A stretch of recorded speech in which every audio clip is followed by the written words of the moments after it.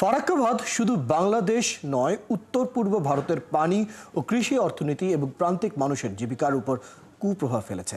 মাওলানা Abdul Hamid Khan Bhasani Farakka long March স্মরণে বিশেষ প্রামাণ্যচিত্র প্রদর্শন ও আলোচনা সভায় একথা বলেছেন পশ্চিমবঙ্গের ভাসানী গবেষক ও ফিল্ম মেকার সৌমিত্র দস্তগীর। তিনি আরও বলেন, জলবিদ্যুৎ উৎপাদনের অজুহাতে ফারাক্কা বাঁধ তৈরি করা হলেও এই বাঁধের আশেপাশে অঞ্চলে বাসা করা মানুষই নিয়মিত লোডশেডিংয়ে থাকে। শনিবার রাজধানীর বিশ্ব সাহিত্য কেন্দ্র মিলনায়তনে এই অনুষ্ঠানে আলোচকরা বর্তমান বাংলাদেশ ও বৈষয়িক বাস্তবতায় ফারাক্কা লং মার্চের প্রাসঙ্গিকতার প্রেক্ষাপটে মাওলানা ভাসানীর প্রাণ প্রকৃতি রবুবিয়াত দর্শনের গুরুত্বপূর্ণ দিক তুলে ধরেন। ভাসানী পরিষদের সদস্য সচিব আজাদ খান ভাসানীর